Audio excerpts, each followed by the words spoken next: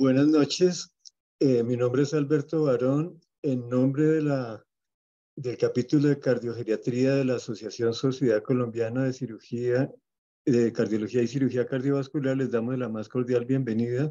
Agradecemos su presencia acá y esperamos que sea de gran utilidad para ustedes el tema que vamos a tratar, de ver cómo es diferente un adulto mayor y los temas tan graves como la fragilidad pueden afectar su pronóstico y el tratamiento.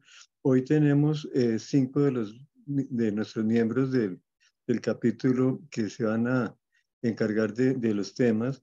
Lo van a estar moderando los doctores Alex Rivera Toquica, especialista en medicina interna y cardiología, magíster en epidemiología, máster en insuficiencia cardíaca y ecocardiografía clínica, cardiólogo del Centro Médico del Corazón de Pereira, docente de la Universidad Tecnológica de Pereira. Y otra experta también en cardiología y en falla cardíaca, que es la doctora Gina González Robledo, especialista en cardiología con estudios avanzados en insuficiencia cardíaca del Hospital Universitario de Zurich, coordinadora de la Clínica de Falla Cardíaca del Hospital Universitario Fundación Santa Fe de Bogotá y profesora de la Universidad de los Andes y de la Universidad del Bosque, secretaria del Consejo de Cardio-Oncología de la Sociedad Interamericana de Cardiología. Sin más preámbulo, le paso la palabra a los moderadores para que ellos sigan con la reunión. Bueno, muchas gracias, doctor Barón, y muchas gracias a todos los interesados en este tema. Nosotros estamos muy felices hoy de poder convocar este grupo multidisciplinario con el que queremos pues justamente hacer mención de la importancia del trabajo en equipo y cómo los pacientes cardiogeriátricos, el paciente adulto mayor, tiene un especial beneficio de esta comunicación y de este enfoque desde diferentes perspectivas. Y por eso pues vamos a tener hoy invitados de 3 especialidades diferentes y yo quiero presentar inicialmente a la doctora Diana Patricia Atencio. Ella es geriatra, es la jefe de geriatría del Hospital La Cardio, Instituto de Cardiología, y es profesora de la Universidad de La Sabana y de la Universidad El Rosario. Alex. Buenas noches. Bienvenida. Bueno, bienvenida, doctora Atencio. Y continuando con los otros participantes de este webinar, vamos a tener al doctor Francisco Mauricio Rincón, quien es especialista en cirugía general y cirugía cardiovascular de la Clínica Los Nogales de la Fundación Santa Fe de Bogotá. Así que bienvenido, doctor Rincón. Muchas gracias. Y el tercer invitado, que es la persona que va a dar inicio a esta sesión a través de un caso clínico, es además de un gran amigo, un estimado colega mío desde el pregrado, que es el doctor John Alexander Ramírez. John es cardiólogo y ha hecho fellow de falla cardíaca en el Hospital del Mar en Barcelona y él trabaja también en la clínica de falla cardíaca del Hospital La Cardio, Instituto de Cardiología en Bogotá, y pues se dedica particularmente a los pacientes con insuficiencia cardíaca. Entonces, si te parece, Alex, podemos comenzar dándole la palabra a John para que empecemos ilustrativamente con este caso y posteriormente vamos dando paso a la discusión. No sin antes decirles que esperamos tener de todos las preguntas a través del panel que hay aquí mismo en Zoom, a través del Facebook Live y también, pues, bueno, incluso también a través de nosotros como moderadores, si ustedes tienen el teléfono nuestro, porque la idea es tener el caso clínico, vamos a discutir algunas cosas, pero tendremos un gran espacio para que ustedes también puedan interactuar con los ponentes de estas 3 especialidades. Doctor Ramírez, adelante. Gracias, buenas noches. Me perdonarán, estoy un poco ronco. Vamos a hacer la presentación del caso clínico. Es un caso que tuvimos en nuestra unidad y bastante interesante. Entonces, nuestro caso es hasta dónde hay que llegar en un paciente adulto mayor. Es un paciente masculino de 83 años que fue programado para un reemplazo aórtico de aorta ascendente y una revascularización miocárdica con cierre de auriculilla. Este paciente desde el año 2018 venía presentando una clase funcional deteriorada 2-3, acompañada de palpitaciones, con 3 hospitalizaciones previas por falla cardíaca, un índice de masa corporal de 23, antecedentes hipotiroidismo, hipertenso, incontinencia urinaria, hipoacusia, una fibrilación auricular paroxística y se le había documentado una cardiopatía dilatada valvular con fracción de eyección del 30%. Estos son los medicamentos que manejaba: rosuvastatina, levotiroxina, amiodarona 200, losartán carvedilol, 625 cada 12, esomeprazol, y estaba anticoagulado con apixaban. En el ecocardiograma que se le practicó, tenía un ventrículo izquierdo dilatado con una hipoquinesia generalizada y una fracción de eyección estimada del 30%. Esta es la revisión con un zoom de la válvula aórtica, donde destaca un chorro de insuficiencia, en el cual en el espectro de caída se encontraba que era una insuficiencia aórtica severa. Entonces, es un paciente con una cardiopatía dilatada, con una fracción de eyección del 30%, por una insuficiencia aórtica severa. Tenía una dilatación de la aorta ascendente, con un diámetro a nivel de los senos de Valsalva de 43 milímetros y luego de unión tubular de 48, una insuficiencia pulmonar leve, insuficiencia mitral leve, y además presentaba hipertensión pulmonar.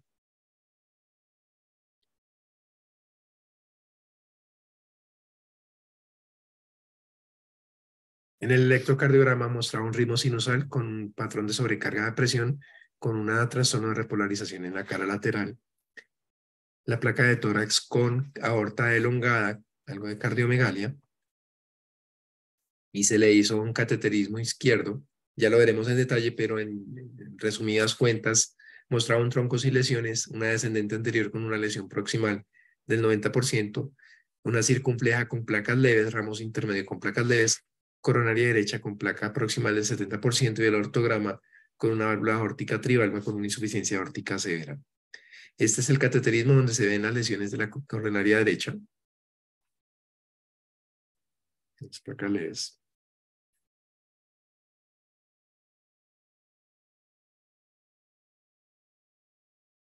Y se visualiza la lesión de la descendente anterior.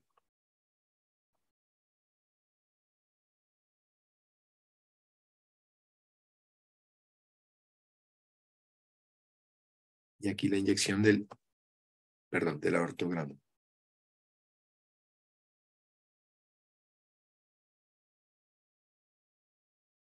Destacaba la insuficiencia aórtica.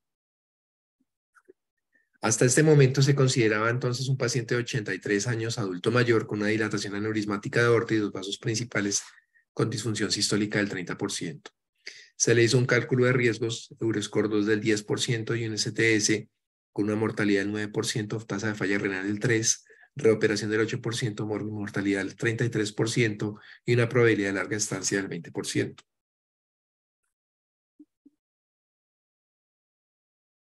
Bueno, pues digamos que hasta aquí pues, nos ha dado una visión general del caso clínico de un Alexander, en el cual, como podemos ver, es un paciente adulto mayor complejo, como la mayoría de sus pacientes adultos mayores que nos enfrentamos día a día, y en los cuales tienen diferentes comorbilidades y en los cuales probablemente al mirar la edad ya es una limitante en que empezamos a pensar que de pronto no va a ser candidato a a todas las intervenciones que tenemos a la mano. Ahí es donde juega un papel importante la evaluación multidisciplinaria en este grupo de pacientes. El charting es importante porque, como ya vimos, un paciente muy complejo, que tomar una decisión una sola persona no es lo adecuado, entonces tenemos que apoyarnos de los otros colegas. Y es por eso que a continuación vamos a escuchar la opinión o la visión de geriatría a través de la doctora Diana Atencio y de la visión también de cirujano cardiovascular con el doctor Rincón. Así que, doctora Atencio.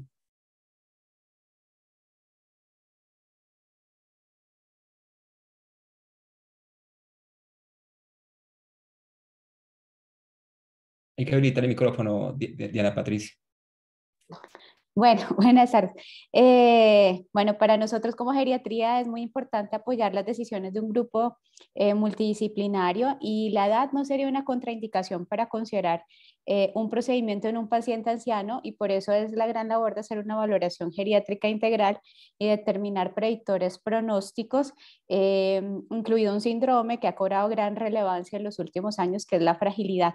Y la fragilidad es un síndrome, como tal no es una enfermedad, pero es un síndrome que se tiene que objetivizar porque repercute en el pronóstico. Es un factor de riesgo individual. Si me pueden pasar la siguiente, es un factor de riesgo individual, donde realmente vemos que el paciente no puede mantener la homeostasis, hay una disregulación, y ese paciente es un factor de riesgo para mortalidad a 1 año. Creo que Para los cirujanos cardiovasculares es importante determinar si el paciente, y para pues todo el equipo, si el paciente es frágil porque tiene un riesgo de 2 veces más de presentar complicaciones como las que estamos viendo. Entonces el doctor Mauricio nos puede comentar qué opina él de la fragilidad de los pacientes ancianos o a qué reto se encuentra él, como lo que estamos viendo en estas diapositivas. Gracias, Diana. Es extraño escuchar cirujanos empezar a hablar de este tema, pero nuestra campana y nuestra población está cada vez mucho más senil y son pacientes mucho más viejos, y no necesariamente eso va acompañado de la mano que sean pacientes descartables para cirugía. En la diapositiva anterior, entonces, podríamos tener el ejemplo de cómo nosotros los cirujanos nos estamos apoyando en todos ustedes, en los grupos clínicos, sobre todo, que saben muchísimo más y tienen mucho más claro todas esas vías, toda esa fisiopatología y todas esas maneras de definir qué paciente es frágil y cuál no, qué paciente puede ser frágil dependiente, qué paciente puede ser frágil con discapacidad. Hay publicaciones inclusive en nuestro medio que muestran eso, y todo orientado hacia el equipo. Yo creo que el equipo y el heart team, como se ha discutido y está mencionado en la literatura, es lo más importante, donde ahora nos apoyamos de todo esto, y cada vez más nosotros los cirujanos nos vamos a ver asociados a este tipo de pacientes. Hace 2 décadas atrás probablemente yo no estaba en entrenamiento, pero creo que era impensable operar pacientes en la 8ª o 9ª década de la vida, y por eso es importante esto. En la siguiente diapositiva es una imagen para mostrarles qué complicaciones vamos a tener. Ahí podemos ver arriba a la izquierda de la pantalla pacientes con infecciones de las heridas, pacientes que hacen escaras o lesiones en la piel. Al otro lado tenemos pacientes que hacen sangrados operatorios, lesiones trombóticas.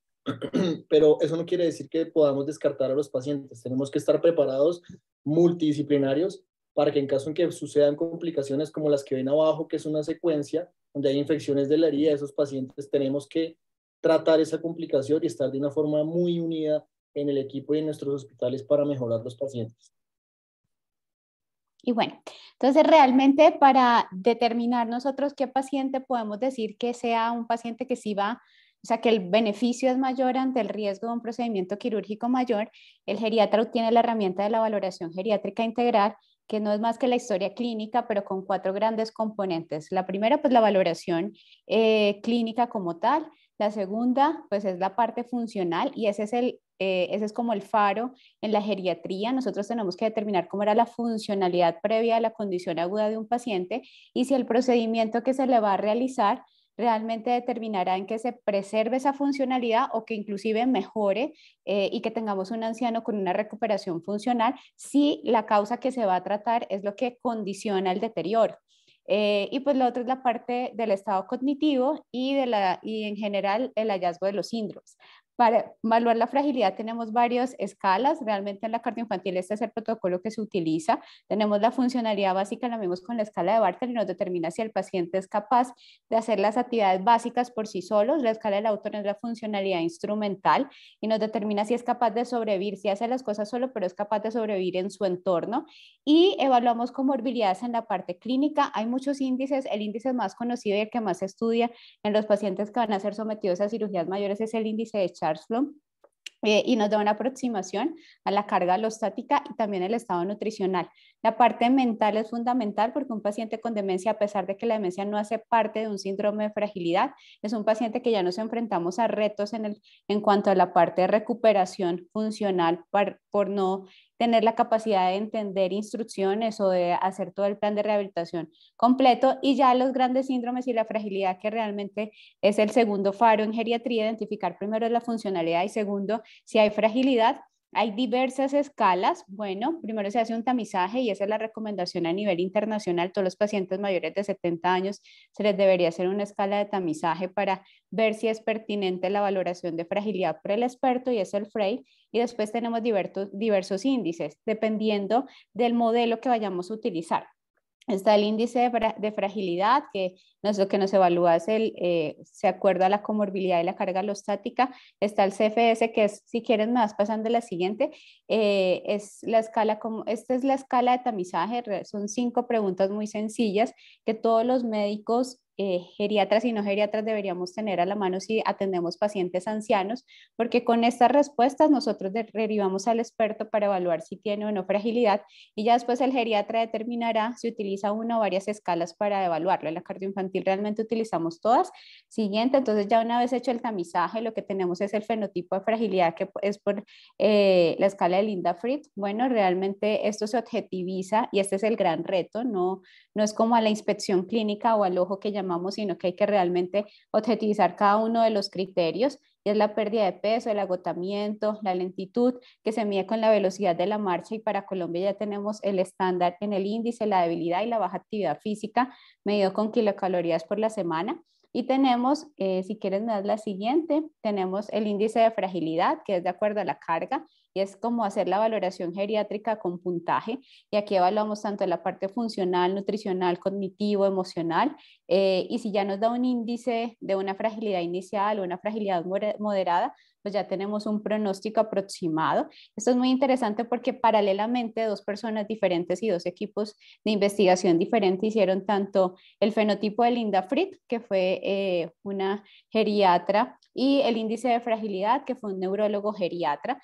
Simultáneamente desarrollaron cada una de esas escalas y son totalmente equiparables, ninguna es mejor que la otra. Y tenemos escalas de aproximación más sencilla, como es el CFS, que es la siguiente, que se debería aplicar en los pacientes en condiciones basales, no en una condición aguda. Bueno, esto es muy importante identificarlo, y es cada una de las características que tenemos ahí en forma o ya con un paciente gravemente frágil. Y para todas las decisiones en cirugía cardiovascular tenemos el FT, que fue lo que se consideró de acuerdo a los resultados de las diferentes mediciones que se hacían en los pacientes sometidos a cirugías mayores y a cirugías cardiovasculares, determinar riesgo-beneficio de un procedimiento percutáneo versus quirúrgico abierto a 1 año. Y son escalas realmente muy sencillas que se aplican en el paciente. Eso sí, lo ideal es que se aplique en una condición basal, no en una condición de un estado agudo que pueda comprometer un poco el desarrollo durante la realización de las pruebas. Entonces, para escoger un paciente que va a ser sometido a fragilidad, se hace toda esta valoración. Dame la siguiente, y tenemos que tener presente que como tal la fragilidad no sería la contraindicación para hacer sí o no un procedimiento, sino determinar cuál es el origen de esa fragilidad y tener en cuenta todas las demás variables que se documentan en esa valoración, tanto la funcionalidad como el estado cognitivo, la presencia de fragilidad, si es una causa reversible y si el procedimiento definitivamente ofrece mayores resultados, mayores beneficios sobre los riesgos ofrecidos.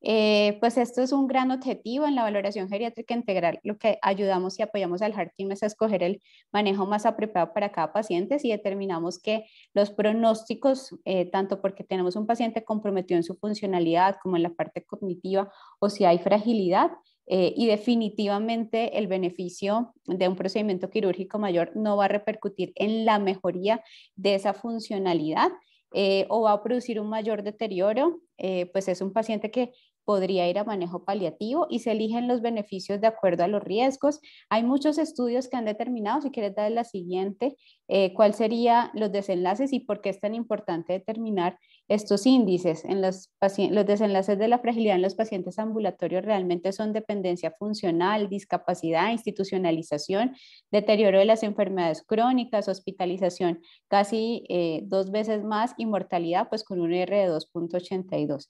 Ahora, las complicaciones mayores podríamos decir que es discapacidad y mortalidad, y si le voy a ofrecer un procedimiento que me va a generar esto y no me va a traer beneficios, pues realmente tocaría replantear.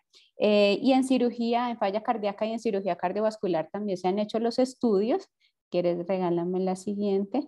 En falla cardíaca vemos que es un predictor de dependencia e institucionalización, igual que en los pacientes ambulatorios, y se evaluó que la fragilidad en falla cardíaca es del 30 al 52%, pero en hospitalizados alcanza a ser hasta de 56 al 76%, independiente de la fracción de eyección, y eso repercute en mortalidad y rehospitalizaciones, y muchas veces son excluidos de los estudios. Si que da la siguiente. Es difícil evaluar fragilidad en un paciente con falla cardíaca porque se sobreponen los síntomas y por eso hay tantas escalas. Ahora, ninguna escala es mejor que la otra porque al final lo que determina es todos los hallazgos en la valoración.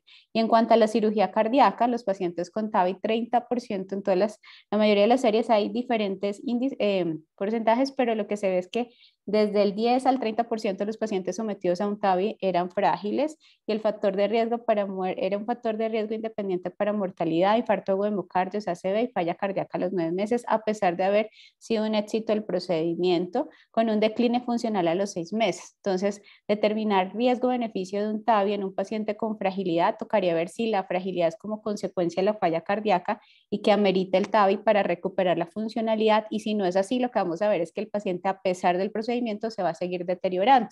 Lo mismo en cirugía cardíaca, pues la fragilidad es un factor de riesgo independiente para evento cardíaco adverso en el posoperatorio y para evento cerebrovascular en el posoperatorio con un R de 4.9. Y en el implante asistente ventricular aumenta el tiempo de extubación, la estancia hospitalaria aumenta y la mortalidad también es mayor a los 30 días. Estos fueron los hallazgos del paciente del caso. Tenía una funcionalidad básica comprometida con una dependencia funcional leve, el Bartlett de 85, tenía una independencia instrumental, no tenía deterioro cognitivo, se evaluó con el Minicoc, no tenía un riesgo nutricional, tenía una albúmina en 4 gramos sobre decilitro, la proteína C reactiva estaba en 1, lo que quiere decir que su perfil inflamatorio pues realmente no era tan patológico, no había tenido caídas, tenía un ánimo triste asociado a la percepción de minusvalía, se le hicieron todas las escalas de fragilidad y el FT fue de 1 punto, lo que determinaba que había una mortalidad de 1 año por el procedimiento percutáneo mayor alrededor del 3 al 6%, y el CFS nos dio de 3, es decir, era un paciente que no era frágil, era un paciente robusto. La carga alostática era alta, tuvo un Charlson de 4 y el índice de fragilidad 0.24, que era una fragilidad inicial dada por los síntomas que comprometía, que determinaba por la falla cardíaca. Bueno, y tenía una muy buena fuerza de prevención. Entonces, evaluando todas las escalas, vemos que tenemos un paciente que está en una condición robusta, que se puede deteriorar y se ha empezado a declinar, realmente es por la condición dada por la falla cardíaca. Ese fue el estado nutricional, había perdido peso, pero realmente tenía una buena albúmina en 4 y la pérdida de peso no era significativa. La siguiente. Bueno, finalmente el paciente se decide en el heart team llevar a una revascularización miocárdica de 2 vasos con resección y cierre de auriculilla, y se hizo un reemplazo de prótesis biológica por una válvula aórtica biológica, una complicación por un desgarro de la aorta y el tiempo de perfusión fue prolongado, requirió empaquetamiento mediastinal y soporte con balón de contrapulsación intraaórtico. La evolución postoperatoria estuvo con alto soporte vasopresor. Por los tiempos de isquemia, tuvo coagulopatía, estuvo politransfundido, desarrolló lesión renal aguda, tuvo 2 revisiones por el empaquetamiento, tuvo una hospitalización total de 24 días y una convalecencia con desacondicionamiento. Entonces vemos que la intervención de 2019 tenía una hemoglobina de 14 y posteriormente empieza a anemizar. Después en la evolución, como veremos más adelante, requirió hierro parenteral, hizo una lesión renal aguda con una depuración de creatinina que cayó hasta 37.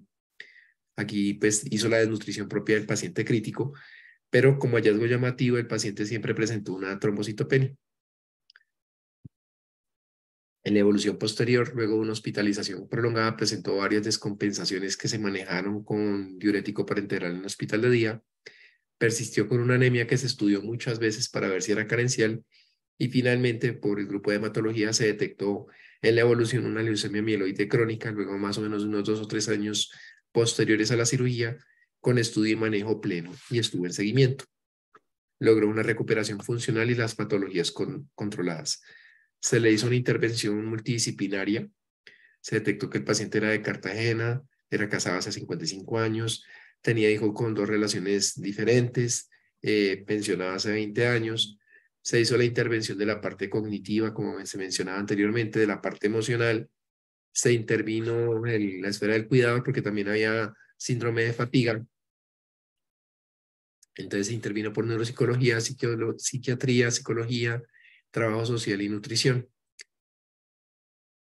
Entonces viene la pregunta, ¿qué es lo que nos permite precisamente la intervención preoperatoria. Entonces, lo que queremos es hacer una optimización nutricional, ajustar la medicación a la senescencia orgánica, una intervención integral por fisiatría para lograr un inicio temprano de rehabilitación, medidas antidelirium, un destete rápido de la ventilación mecánica, asegurar una vía oral segura y prevención de lesiones como las que mostraba el doctor Rincón hace un momento. En el tratamiento de alta entonces estaba con omeprazol, la tiroxina, furosemida a altas dosis, anticoagulado con apixaban inicialmente, después se suspendió por el cierre de auriculilla. El carvedilol se fue titulando hasta lograr dosis tope, estuvo con aspirina, acetaminofén, trazodona, atorvastatina, espironolactona. Para este momento todavía no existía o no había en Colombia nada el uso de ARNI. Posteriormente se inició ibogaradina, logró una reducción de 4 kilos de peso húmedo a peso seco, hizo ortostatismo persistente, se logró optimización nutricional, toleró adecuadamente la titulación del beta bloqueante y finalmente quedó en la clase funcional 1. Esta es la ecocardiografía del seguimiento de la válvula. Tenía una prótesis aórtica normofuncionante con una fracción estimada alrededor de 40-45%. Una hipertrofia septal leve. Después de la evolución recuperó fracción de eyección, incluso subió hasta el 55%. En 2021 al 2023 persistió en clase funcional 1 sin nuevas descompensaciones. La fracción de eyección inicial, que estaba en el 30-35%, subió al 55%.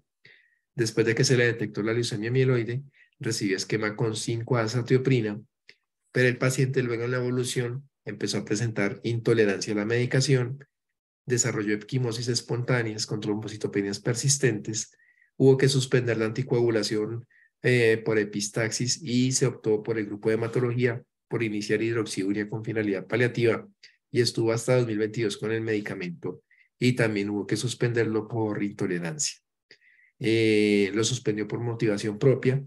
La enfermedad oncológica finalmente avanzó y para el año 2023 falleció a los 84 años, 4 años, a los 87 años, perdón, 4 años posteriores como consecuencia de un hematoma en la vía aérea superior.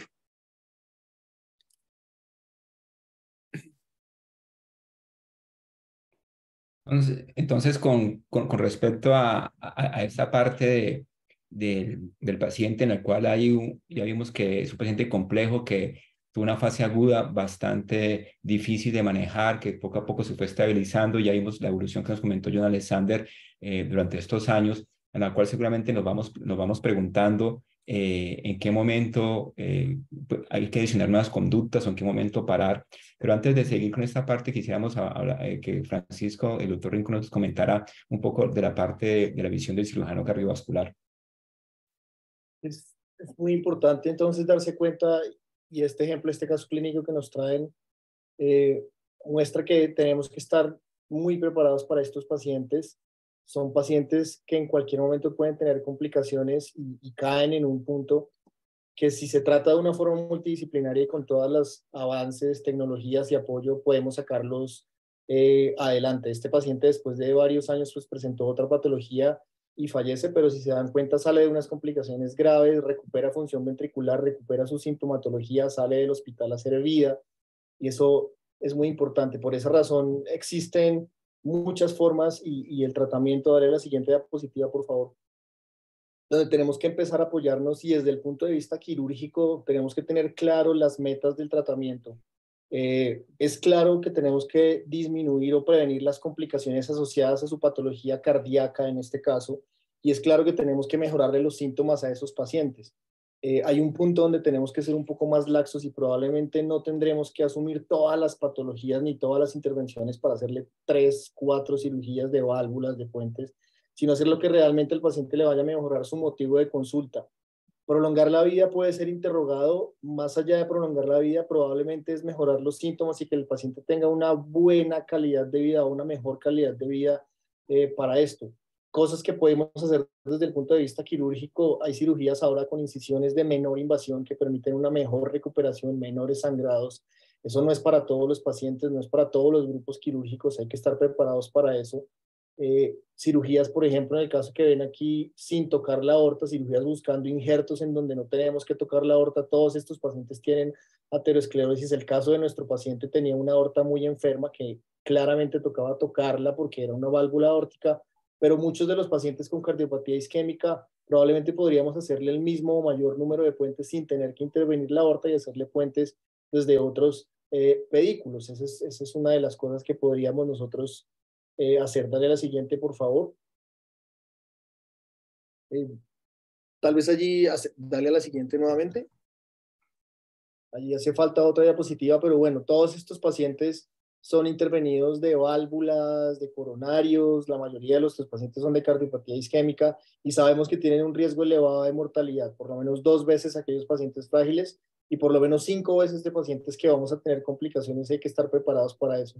El uso de tecnologías como procedimientos bioasistidos, procedimientos de menor invasión, es lo que desde el punto de vista quirúrgico nosotros tenemos que adoptar y es yo creo que un punto muy importante para esto. No podemos mejorar lo que no medimos, eso es muy importante en nuestro medio también y no tenemos unas estadísticas claras de nuestros pacientes en cuanto a edad o en cuanto a fragilidad y eso podría ser una invitación también para que de forma multidisciplinaria podamos crear unas bases de datos y saber qué pacientes octogenarios, nonagenarios, frágiles o no frágiles, y de acuerdo al síndrome que el paciente tenga, cómo le fue a esos pacientes para podernos medir y empezar a mejorar. Eso es como una invitación de lo que nosotros podríamos hacer. Ejemplos hay muchos de pacientes que salen adelante. Estas son fotos todas autorizadas por los pacientes que han sido llevados a diferentes procedimientos en diferentes hospitales estos son de la ciudad y se puede trabajar, no por un paciente ser de una edad muy avanzada quiere decir que lo tengamos que frenar. Yo creo que el mensaje es ese, el apoyo multidisciplinario. Tenemos que optar por nuevas tecnologías y nuevas técnicas y tenemos que manejar todo y estar preparados para las complicaciones en grupos como el Heart Team.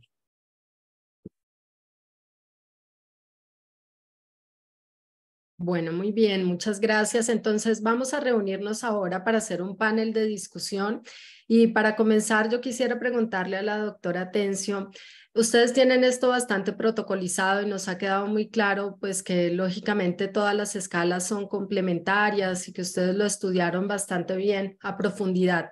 Viendo un poco ya toda la historia, el desenlace que este paciente tuvo, ¿alguna de las herramientas en particular que utilizaron pudieron haber funcionado mejor para mitigar de pronto todos estos desenlaces que el paciente tuvo o definitivamente ya eso obedeció al procedimiento, a condiciones biológicas?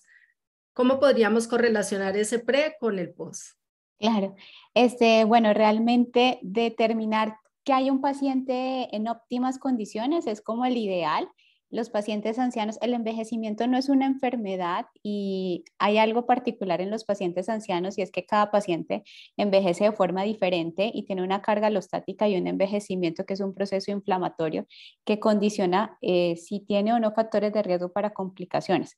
Ahora, la valoración geriátrica integral, a pesar de que se ha querido como decir, hay un biomarcador, hay una escala que determine qué es mejor que todo el concepto, lo que se encuentra en el conjunto de pruebas que utilizamos para cada una de las variables de la valoración, no ha podido ser superada en todos los estudios. Por eso al final se dice es integrar todos los hallazgos en cada una de las áreas que se encontraron en la valoración, lo que determina el mejor predictor pronóstico. Ahora teníamos un paciente robusto que se venía en decline funcional por su patología cardíaca, como lo vimos.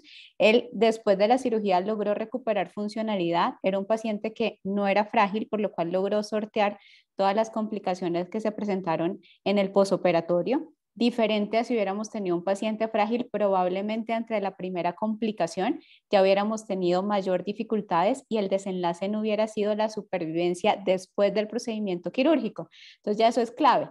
Encontrar que tenía una dependencia funcional básica leve, pero que esa dependencia era porque ya mi clase funcional se ha deteriorado por la cardiopatía, que si me tratan la falla cardíaca y la enfermedad valvular, puedo mejorar la clase funcional y podría recuperar la independencia, lo mismo que ya iba a empezar el decline hacia una fragilidad que era como consecuencia de la enfermedad cardíaca, y al hacer el tratamiento de la válvula, pues realmente allí iba a revertir esa fragilidad. Eran como los mejores indicadores que teníamos para que ese paciente se le hiciera el procedimiento. Evidentemente, un paciente anciano va a tener complicaciones en las estancias hospitalarias largas. Las úlceras por presión son una de las principales complicaciones, lo que mostraba el doctor en las diapositivas. Son prevenibles 100% con la movilidad continua de los pacientes, con la hidratación de la piel. Las infecciones también muchas veces son de las complicaciones más frecuentes. Este paciente, su complicación principal fue el desarrollo de falla cardíaca y la necesidad del soporte más que de procesos infecciosos. Y si al final lo que vemos es que la mortalidad o el fallecimiento no se dio por su patología cardíaca, él logró recuperar funcionalidad y logró recuperar revertir esa curva hacia la fragilidad, sino que fue una patología hematológica. Ahora, hubiera sabido que el paciente tuviera la patología hematológica antes del procedimiento, hubiera cambiado en algo la conducta. Ahí toca evaluar, porque realmente si el paciente tenía una patología hematológica, la decisión también hubiera sido tratar, porque era un paciente que se beneficiaba de que se hiciera todo el tratamiento. Entonces, no es que voy a tratar algo sí y algo no, sino que se determinaría qué trato primero o qué trato después, pero evidentemente el haber tratado su patología cardíaca permitió que se hiciera después un tratamiento adecuado para la patología hematológica y que él soportara por 4 años más. Bueno, y en esos 4 años tuvo una mejoría en su clase funcional y no tuvo síntomas, y esa es la ganancia que tuvimos en este paciente. Digamos, ya sabemos que hay otro escenario en el cual encontramos que el paciente tiene fragilidad, ¿sí? Que tiene alguna alterada estas pruebas, y que digamos que la cirugía no es urgente, pues no es de extrema urgencia. ¿Cómo se le enfoca a esos pacientes? O sea, ¿cómo se enfocaría ese paciente? ¿Se posterga la cirugía? ¿Qué conductas se toman? ¿Cómo se hace el seguimiento? ¿A cuánto tiempo se valora? ¿A cuánto tiempo se podría programar? ¿Cómo es, ustedes como en ese programa que tienen, cómo hacen ese proceso? Lo primero es determinar si la fragilidad es consecuencia de, o sea, si yo tengo un paciente, hablar de la fisiopatología de la fragilidad es hablar de muchos factores, y se cree que el agente disparador o el gatillo en cuanto al desarrollo de esa fragilidad es la sarcopenia. Entonces, determinar si hay sarcopenia y si esa sarcopenia es secundaria a una condición que yo pueda tratar. Es decir, si yo tengo un paciente con una dependencia funcional y con una fragilidad secundaria, algo diferente de lo que yo voy a tratar, probablemente la intervención no me va a mejorar esa curva hacia el desenlace del desarrollo de una fragilidad avanzada. Por ejemplo, pacientes con osteoartrosis de rodillas, es muy frecuente que llegan, que tienen una patología cardíaca, tuvo un infarto, hay que hacer una revascularización abierta. Si yo trato a ese paciente, ¿voy a mejorar su funcionalidad o su condición? Probablemente no, porque lo que está determinando el declive funcional y el declive y el desarrollo hacia la fragilidad es la patología osteomuscular y no la patología cardíaca. Entonces ahí lo primero es evaluar qué es lo que me está llevando a ese paciente a ser dependiente y a tener la fragilidad, y eso es clave. O sea, no por el envejecimiento yo voy a ser dependiente o voy a desarrollar fragilidad, es que tenerlo claro. Siempre que eso es un síndrome geriátrico, que hay que buscar cuál es el agente disparador, y si yo lo trato voy a revertir eso. Y lo segundo, si el paciente hubiera sido frágil por su patología cardíaca, lo que se hace es el apoyo en la rehabilitación cardíaca, el apoyo en nutrición, y ese es el tratamiento de la fragilidad. Identificar si tengo una causa reversible que pueda tratar, si esa causa merita un procedimiento y yo estoy en una condición que no la puedo tolerar, lo que se hace es soporte nutricional con entrenamiento en lo que se pueda para ganar masa muscular, y eso es con rehabilitación cardíaca, y se da un tiempo aproximado de 60 días para evaluar si hay ganancia de peso, pero en masa muscular, y si hay mejoría en cuanto al desempeño de las actividades. Si eso no lo vemos y al contrario vemos que la patología progresa, que no hicimos todo el plan de rehabilitación y definitivamente no mejora, pues ya ahí tenemos un paciente que nos está marcando que la intervención lo que va a generar es un mayor declive y mayores consecuencias y desenlaces adversos. Ahora sí, ya tengo múltiples, y eso es en el paciente ideal ambulatorio que puede esperar,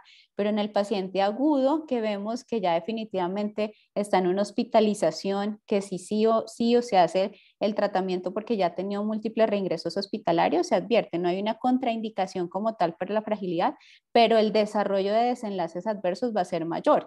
La estancia en la UCI va a ser mayor, el desarrollo de delirium va a ser mayor, la pérdida de peso va a ser mayor y vamos a enfrentar grandes retos en cuanto a la recuperación de ese paciente. Va a ser un proceso más largo, bueno, pero no es una contraindicación para hacerlo si yo determino que lo que estoy haciendo es tratando la causa que está llevando a ese declive.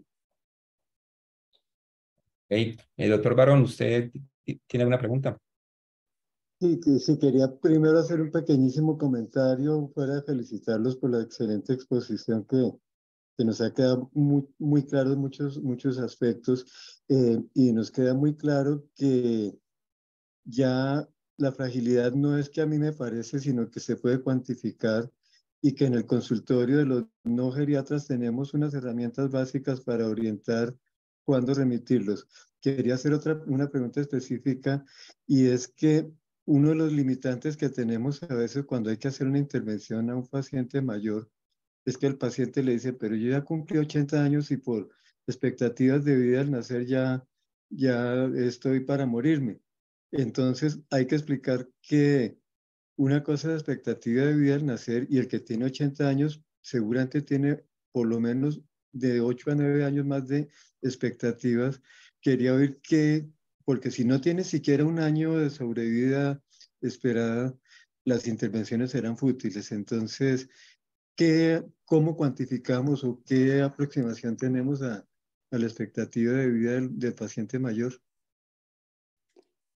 Pues lo que estamos viendo a nivel mundial es que la esperanza de vida ha aumentado en la población general. Toca esperar los estudios después de COVID, porque COVID fue un golpe duro a la población anciana, pero realmente determinar cuál es mi pronóstico vital a 1 o a 3 años es lo que se hace con todos los índices que tomamos. Bueno, hay el envejecimiento lo podemos clasificar en 3 grandes áreas. Hay un envejecimiento que es el saludable y es que tengo solo una patología crónica y que trato y controlo y pues probablemente mi esperanza y mi expectativa de vida a los 80 años si tengo un envejecimiento saludable sea alrededor de 10 a 15 años según la mayoría de los estudios, diferente y contrastante con si yo tengo un envejecimiento patológico que lo determina que tenga más de 3 enfermedades crónicas y que a pesar del tratamiento presente reintervenciones y reingresos hospitalarios. Ahí ya se habla de un paciente que se va a declinar por sus patologías crónicas y que va a desarrollar el síndrome de fragilidad y otros síndromes. Bueno, entonces ya hablamos de una esperanza y una expectativa de vida en los 80 años de aproximadamente 3 a 4 años, de acuerdo a todos los hallazgos de las valoraciones geriátricas. Pero si yo tengo un paciente solamente con una patología como la demencia, y eso es lo contrastante y por eso en los ancianos el manejo es individual porque cada uno es heterogéneo en cuanto a su envejecimiento, no o tener 2 ancianos de la misma edad bajo las mismas circunstancias y envejecieron de una forma totalmente diferente. Si hay una enfermedad como la demencia, ya ahí vemos que el deterioro va a ser mayor y que probablemente las intervenciones van a ser también un reto, sin ser tampoco contraindicación. Entonces es la sumatoria de hallazgos lo que me determina que puedo mejorar mi calidad o mi expectativa de vida a los 80 años. Y evidentemente todo el plan de rehabilitación integral, de alimentación balanceada, de un soporte nutricional adecuado, de un entorno saludable y de la estimulación cognitiva es lo que van a favorecer que a pesar del envejecimiento yo pueda desenvolverme y desarrollar y mejorar esa esperanza de vida más el tratamiento pues, de las patologías crónicas. Pero como tal que sea un único índice o un único hallazgo en la valoración, no lo determina. Es el conjunto de hallazgos lo que me puede aproximar a cuál es mi esperanza de vida.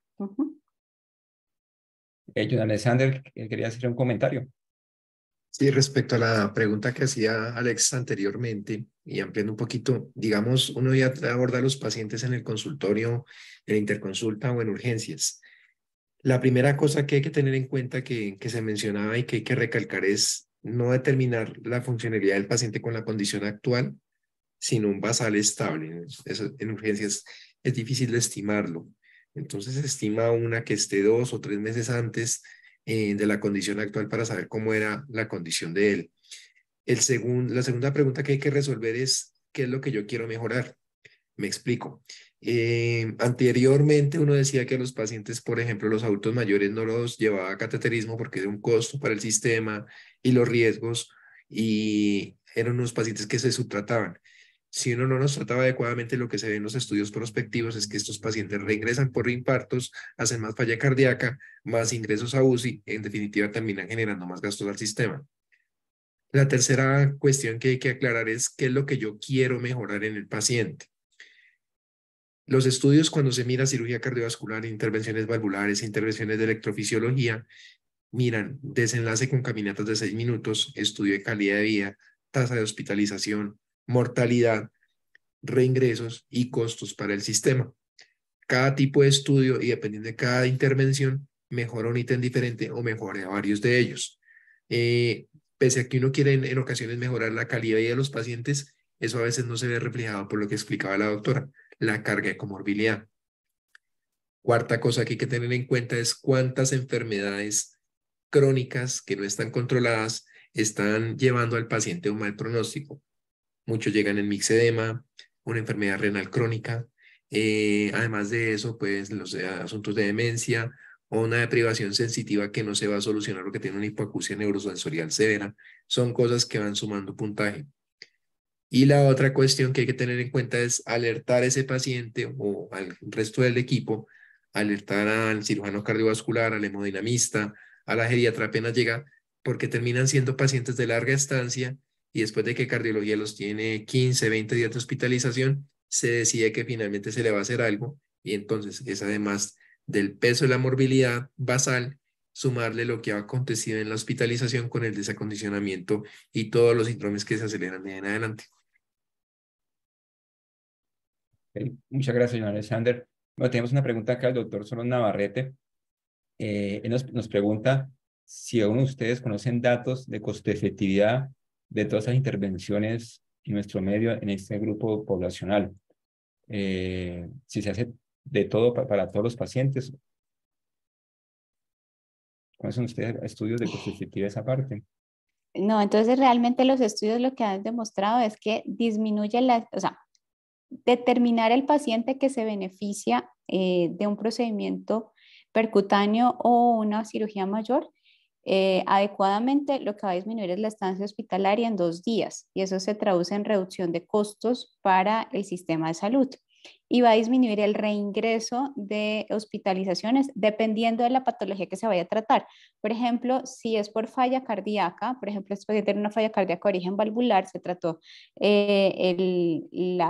pues en la etiología, lo que se ve es que si yo trato el origen de la falla cardíaca, disminuyo, o sea, tengo aproximadamente un 50% menos de reingresos hospitalarios que lo que hubiera tenido. Bueno, entonces ya íbamos disminuyendo costos. Bueno, pero eso es determinando bien cuál es el paciente que se beneficia, porque como lo decíamos ahorita, si realmente yo hubiera tratado a este paciente y su principal factor determinante en las hospitalizaciones y reintervenciones y reconsultas no era la falla cardíaca, bueno, sino otra patología, pues eso no va a repercutir en costo-efectividad.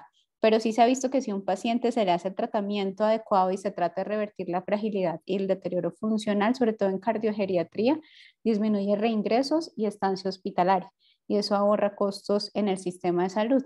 Ahora, respecto a si el paciente dice, yo no quiero que me hagan el procedimiento y es un paciente autónomo, se respeta la decisión, se explica riesgos y beneficios.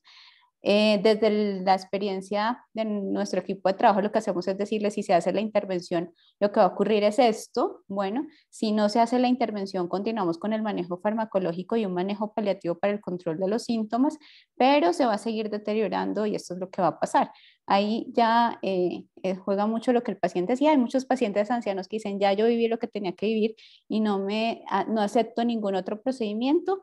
Y si a pesar de explicarle esa es su respuesta, pues se respeta la autonomía del paciente.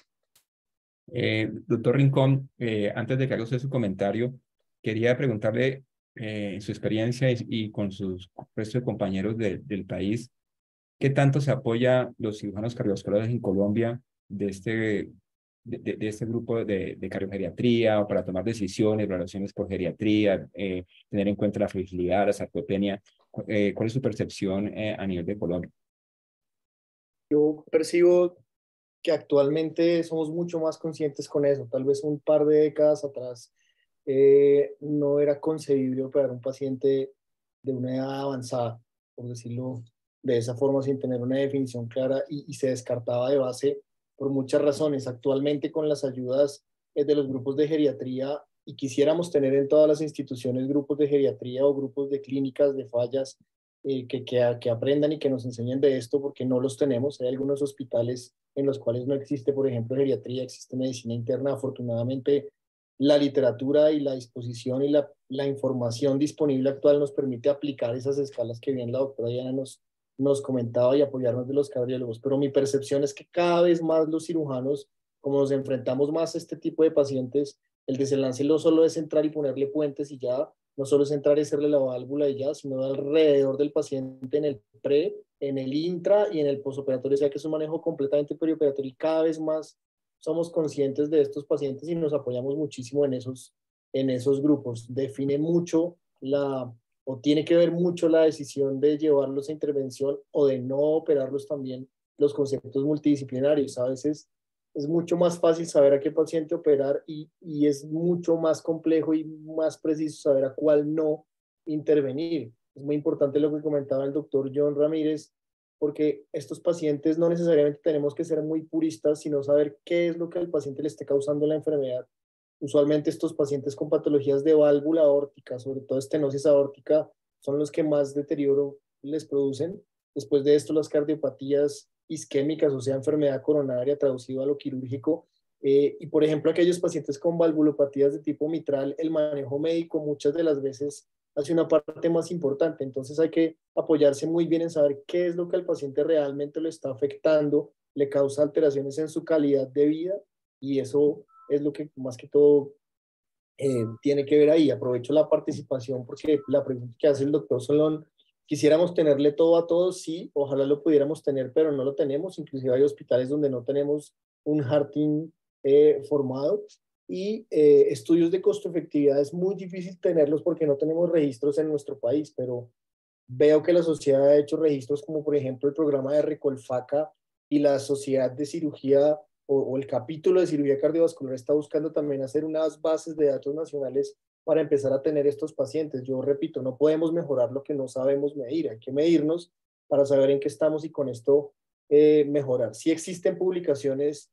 nacionales en la literatura quirúrgica que mencionan un poco esa parte, lo aproximan. En la revista colombiana de cirugía hablan de cirugía abdominal y empieza a ver todos esos grupos a hablar de este tema de la fragilidad. Entonces creo que sería esa la invitación. Gracias, doctor Rincón. Tenemos un tiempo ya corto para algunas preguntas, entonces espero tener como unas respuestas puntuales. La primera es para la doctora Diana y John Ramírez también.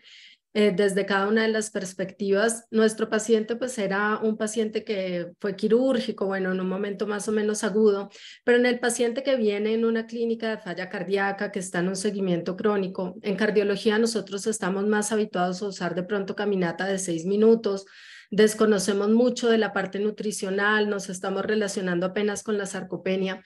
Nosotros deberíamos en el seguimiento de esos pacientes crónicos, por ejemplo, tener una valoración, no sé, al año o semestral de la parte nutricional, cognitiva, de la velocidad de la marcha, de la fuerza de agarre. ¿Cuál sería como la recomendación que ustedes podrían dar a los colegas sobre esto? Y rápidamente también para la pregunta Diana, para la doctora Diana, alguien nos pregunta de cuánto tiempo dispone para la consulta de estos pacientes tan complejos. Es otra de las preguntas que hay en el público. Adelante, doctor Ramírez, por favor. En cuanto a la valoración funcional, realmente cuando uno va a mirar, por ejemplo, los protocolos de titulación no están descritos. Actualmente estamos implementando protocolos con una titulación un poco más laxa cada 2 meses. Hasta ahora no hemos tenido ningún evento de seguridad en estos pacientes, nos ha ido muy bien y han tolerado de forma excelente la titulación. En cuanto al seguimiento, creo que sí es bueno tener algo objetivizado que puede ser la caminata de 6 minutos. Hay que hacer una tamización neurológica por lo menos cada 6 meses y cada 6 meses ir vigilando deficiencia de vitamina D y ferropenia, que es muy común y que a pesar de que uno tiene el paciente controlado, de repente encuentra uno algún hallazgo y que motiva algún estudio, y otro hallazgo secundario como una neoplasia por ahí oculta. Y bueno, afortunadamente sí es, o sea, pertinente la valoración de geriatría en el paciente con falla cardíaca o en un programa de falla cardíaca.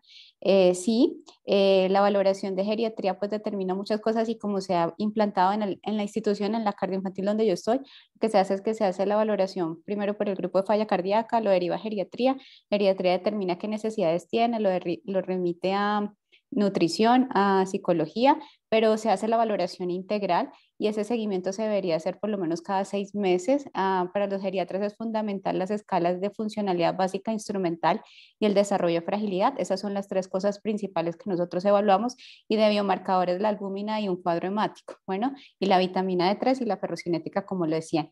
¿De cuánto tiempo disponemos? Entonces, en el hospital, una interconsulta de geriatría está entre 20 a 30 minutos con paciente, bueno, y de consulta externa en una condición aguda, para hacer todas las escalas tenemos entre 40 minutos a 60 minutos, es lo que usualmente gastamos para hacer la valoración completa. Muy bien. Aquí tenemos otra pregunta en el chat. Nos comentan, ¿en qué momento considera que se debe intervenir el manejo de cuidado paliativo en los pacientes adultos mayores con diagnóstico de insuficiencia cardíaca? Digamos que yo tengo una percepción, es que cada vez el cuidado paliativo es bienestar en el paciente, y todo lo que produzca bienestar en el paciente es cuidado paliativo, y en insuficiencia cardíaca lo iniciamos desde el comienzo, sino que van variando las intervenciones. No sé, John Alexander y Diana, ¿qué percepción tienen al respecto? Al ser una patología crónica, en algún momento va a terminar en un manejo paliativo. O sea, y eso hay que tenerlo presente. Todas las patologías, o sea, el manejo paliativo antes se veía como muy a patología oncológica, y lo que vemos ahora es que las patologías crónicas en algún momento de la patología van a requerir de las intervenciones paliativas, del control sintomático. Ahí ya vamos a determinar hacia qué vía del paliativo nos vamos, si es un cuidado paliativo para el control sintomático y manejo de las condiciones agudas, o si ya la enfermedad está tan avanzada y ya vemos que es evidente el desenlace hacia un fallecimiento, que nos toca readecuar las medidas al control sintomático y olvidar ya el control de la patología que está generando los síntomas, y pasa a un segundo plano, porque ya mi objetivo es controlar solamente síntomas y apoyar ese desenlace hacia el fallecimiento. Pero la falla cardíaca es una patología crónica que va a progresar y va a avanzar, que lo que se hace con las terapias es tratar de evitar la rápida progresión, revertir un poco la enfermedad, pero en el momento que ya vemos un deterioro acelerado, a pesar de todo el manejo, pues el manejo paliativo es lo que hay que seguir, y por eso hace parte fundamental pues del grupo del Heart Team en algún momento de estos pacientes. Como mencionaba Alex, desde el diagnóstico mismo uno inicia el cuidado paliativo, y yo en lo particular y en los pacientes de la unidad, cuando tienen el diagnóstico ingresan, ya se les dice: esta es una enfermedad terrible, es una enfermedad terminal, progresiva, debilitante, y nosotros iniciamos ese cuidado paliativo primario. Finalmente vamos a terminar en un cuidado paliativo ya más avanzado, en el cual nos apoyemos ya más con más herramientas con el grupo de geriatría o con el grupo de dolor y cuidado paliativo en nuestro caso en la clínica. Y hay que tener en cuenta que muchos de los pacientes tienen un proceso de envejecimiento, que cuando se tomaron decisiones de intervención de una válvula, de un resincronizador, de un desfibrilador, tenían 60, 65 años, y actualmente nos están llegando a los 80, 85 años, y nadie les dijo en algún momento que tocaba hacer, por ejemplo, una desactivación de una terapia de alto voltaje, o que el levosimendan iba a ser una terapia intermitente de final de vida, cuidado avanzado, o que una cirugía que se les iba a hacer era una cirugía de paliación para evitar rehospitalizaciones, y precisamente por eso toca reorientar, como lo decían todos anteriormente, los objetivos de manejo y hacia qué es lo que queremos llegar. Menos hospitalizaciones, mejorar calidad de vida, que el paciente tenga algo de independencia y que tenga una vida un poco más digna. Estamos llegando al final, pero hay una pregunta, una de las tantas que hay, pues muy interesante con relación a la demencia, y me gustaría tener una versión muy cortita del pensamiento de cada uno, porque la audiencia nos comenta que la demencia, pues clásicamente ha limitado todos los procedimientos intervencionistas, y que tal vez eso ahora pues ha cambiado. ¿Cuál es la percepción de pacientes con demencia? No sabemos a qué grado hace referencia la persona que hace la pregunta, pero cómo esto interfiere en esa toma de decisiones. Entonces, si quieren, empecemos por el doctor Rincón, luego la doctora Atencio, y termina John Ramírez.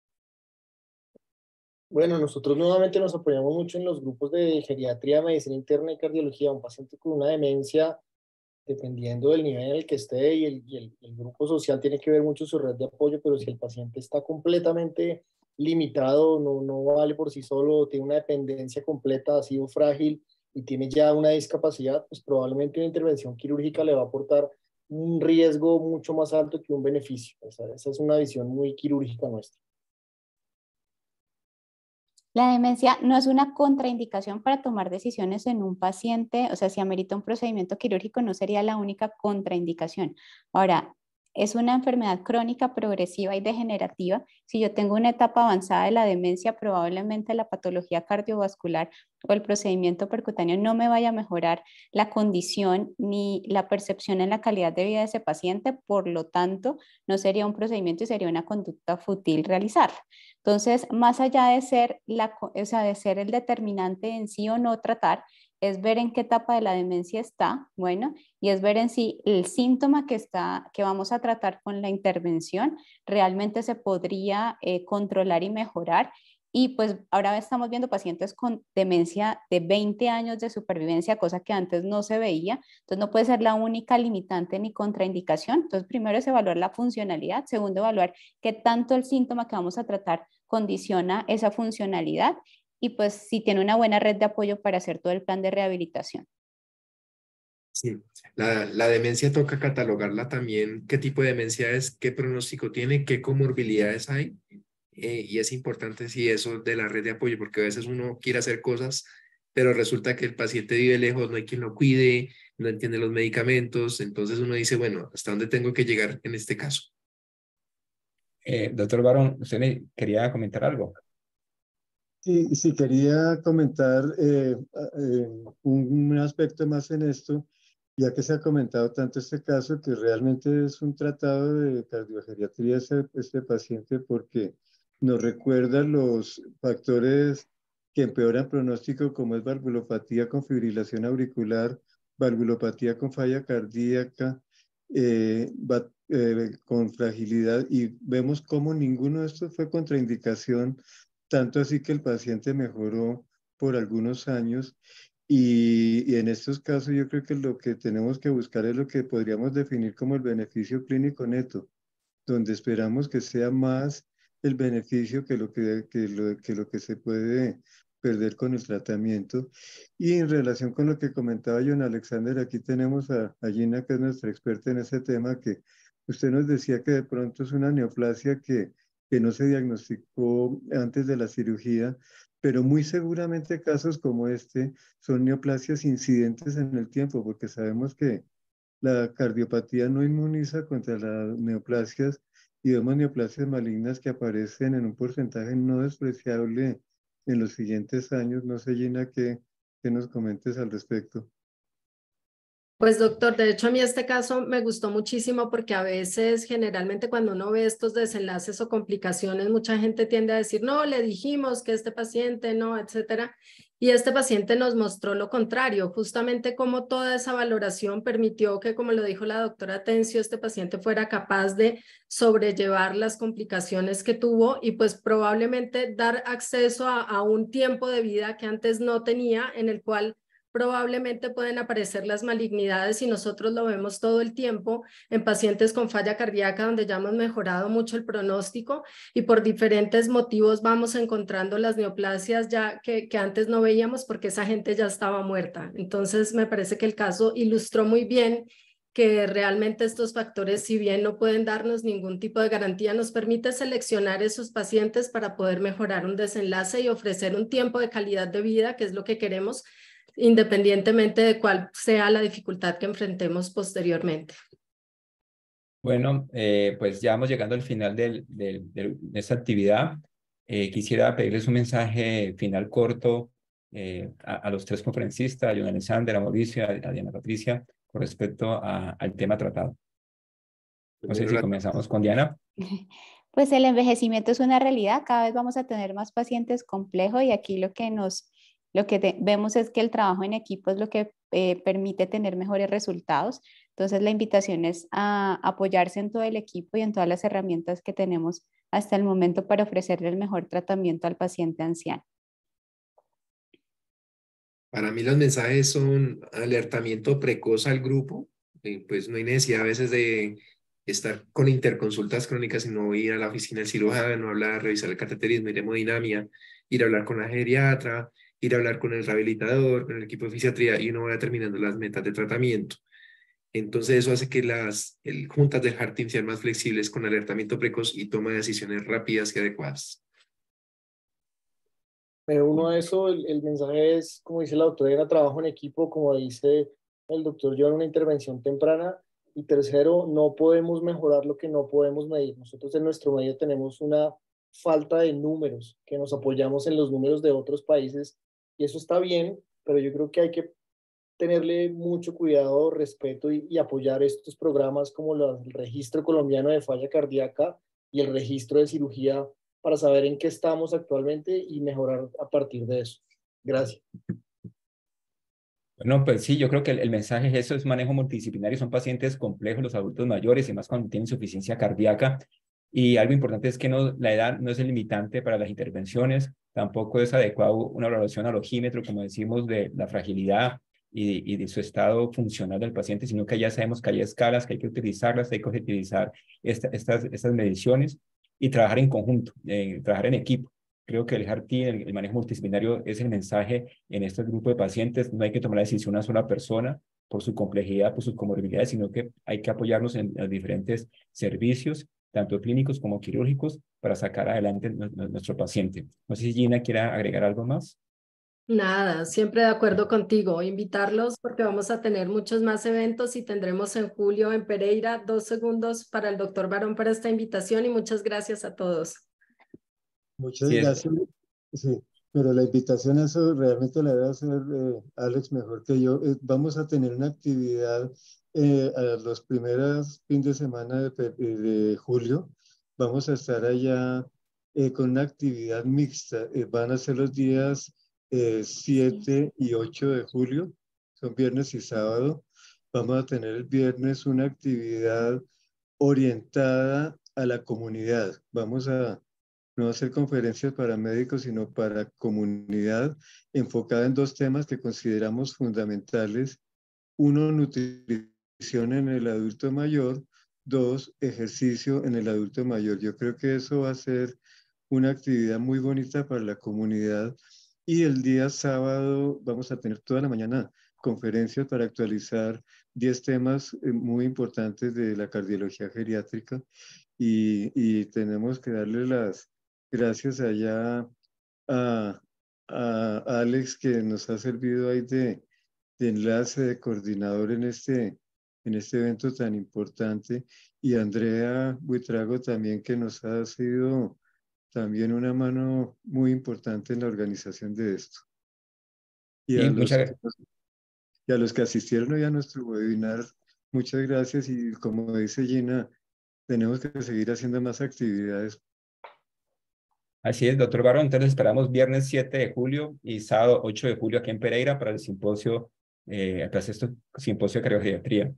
Muchas gracias a todos los asistentes, muchas gracias a John Alexander, a Diana Patricia, a Juan Francisco Mauricio, al doctor Barón, a Gina por acompañarnos. Gracias, Jorge Luis, por el apoyo, como siempre, siempre allí apoyándonos. Y muchas gracias a todos los asistentes y los esperamos en una próxima oportunidad. Una feliz noche para todos. Feliz noche. Gracias. Muchas gracias. Chao.